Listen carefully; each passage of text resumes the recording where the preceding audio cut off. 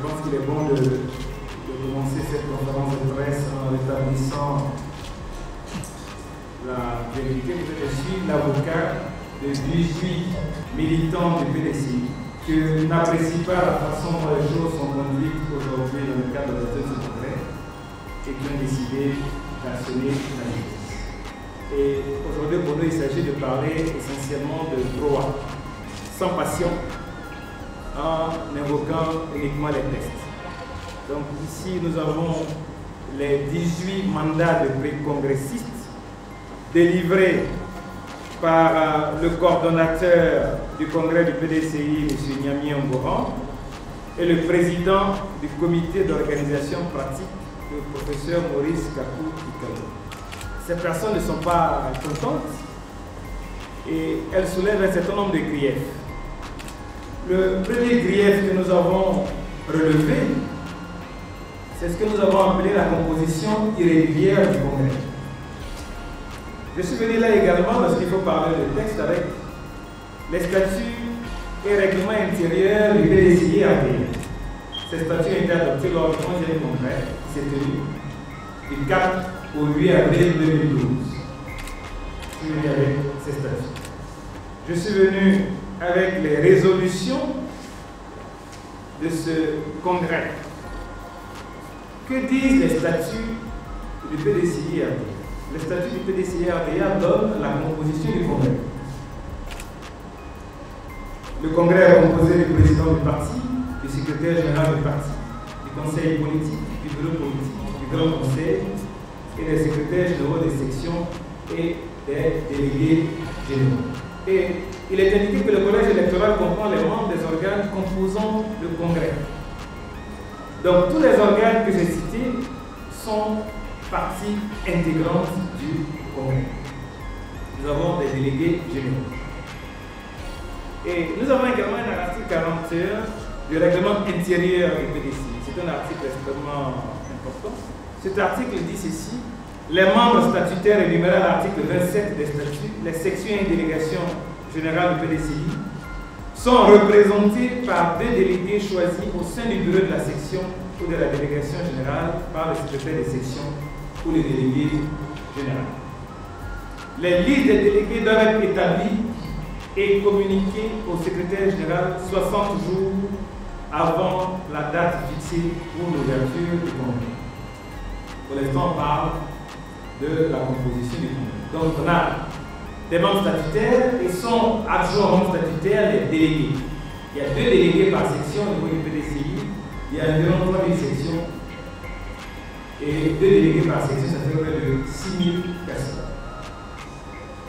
Au cours d'un bureau politique qui s'est tenu le 19 septembre, il a été décidé de dispenser les délégués de leur participation au congrès. Donc voici des personnes qui ont été pré-congressistes. Et le bureau politique, qui est un des organes du congrès, se réunit et décide que ces personnes-là ne participeront pas au congrès. Le communiqué du 19 septembre, c'est le bureau politique. Après avoir entendu la communication du coordonnateur du comité d'organisation, décide de dispenser les délégués des sections qui se sont déjà exprimés et prononcés sur l'ensemble des sujets liés au congrès à travers le pré-congrès éclaté. Donc le bureau politique décide. Et sur quoi s'appuie le bureau politique? Le bureau politique dit, parce que l'article 41 précise qu'en cas de nécessité, le mode d'organisation du congrès peut être adapté par décision du bureau politique. Le mode d'organisation.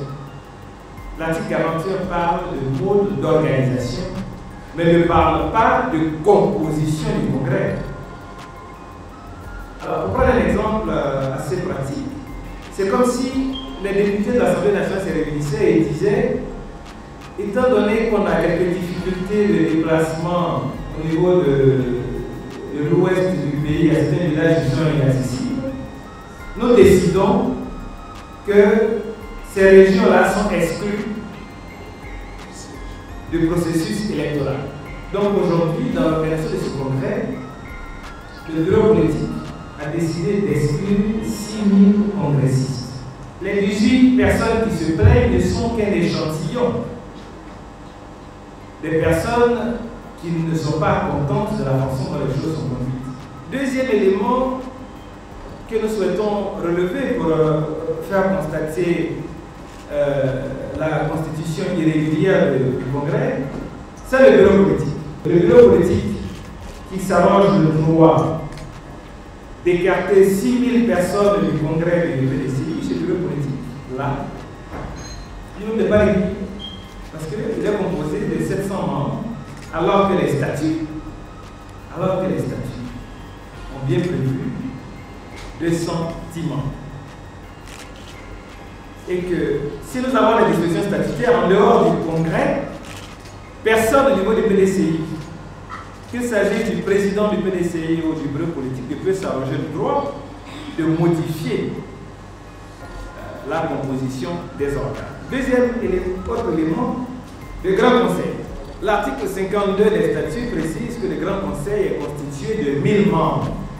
Mais là aussi, vous allez sur le site officiel du PDCI, vous allez vous rendre compte que le Grand Conseil est constitué de 5000 membres.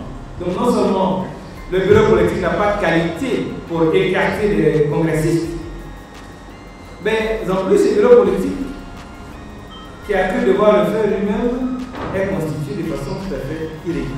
La deuxième irrégularité que nous notons, c'est cette fameuse contribution de 18 millions qui est réclamée aux candidats. Nos clients qui ne sont pas encore candidats, je parle des 18 personnes que nous représentons, nous renvoie à l'article 35 qui détermine les critères de candidature. Critères de candidature, le candidat doit s'acquitter d'une contribution au financement du Congrès. Le texte tel que rédigé donne la possibilité au candidat d'apporter la contribution qu'il considère convenable à l'organisation du Congrès. Mais nulle part l'article 35 n'impose un montant. Alors au nom de quel principe le bureau politique irrégulier se réunit et décide d'imposer une contribution de 18 millions aux candidats. Et on dit que l'un des candidats potentiels aurait déjà versé les 18 millions. Là aussi nous disons, mais à quel type a-t-il versé ces 18 millions? Est-ce qu'il s'agit d'un dépôt officiel de candidature? Parce que là aussi, il faut noter que le président Bédier, pour l'instant, n'est pas éligible à la présidence du PDCI. Ça, c'est, je veux dire, à la limite, pour nous les juristes, c'est une lapalissade. Le texte dit qu'il faut être âgé de 40 à 75 ans. Le président Bédier ne conteste pas avoir 79 ans aujourd'hui. Pour l'instant, en l'état actuel des statuts, il peut décider à lequel le président Bédier il devrait être candidat.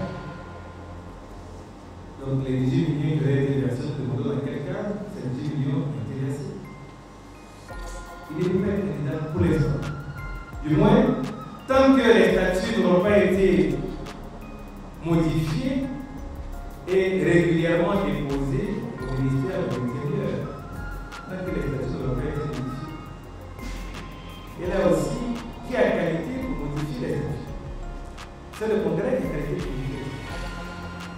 Or, tout à l'heure, je vous ai indiqué que nous allions vers une composition irrégulière du Congrès, dans laquelle conditions ces statuts ont été modifiés. Et à supposer même que ces statuts soient modifiés régulièrement. La loi sur les partis politiques, là aussi, impose un certain formalisme, les statuts modifiés dans les communiqués au ministère de l'Intérieur, selon la même procédure que celle qui a cours au moment de la création du parti. Là aussi, c'est vrai, beaucoup de nos confrères ont cru devoir indiquer qu'on pouvait modifier les statuts et procéder à une application immédiate. C'est vrai, le Congrès peut demander l'application immédiate. Mais de l'application immédiate ne serait pas conforme à la loi de 1993 sur les partis politiques. C'est le aussi. Dans le communiqué du bureau politique du 9 septembre, il a été demandé à chaque candidat de réunir près de 200 congressistes. Comment réunir les 200 congressistes si on ne sait même pas qui est congressiste? Puisque la liste électorale n'est pas disponible. À quel moment sera-t-elle disponible cette liste électorale? Tout à l'heure, je vous citais l'article 41 du règlement intérieur. L'article 41 alinéa 2 du règlement intérieur dispose que les listes déléguées doivent être communiquées au secrétaire général 60 jours avant la date fixée pour l'ouverture du congrès. 60 jours. Pour l'instant, selon les informations reçues de sources importantes, le secrétariat général n'a toujours pas reçu les listes des délégués. Et pour l'instant, aucune liste électorale n'a été établie. Il est disponible pour permettre d'aller à une élection totalement transparente. Et cette situation, pour nous, rend manifestement impossible la tenue du congrès dans les conditions de transparence et d'égalité entre les candidats.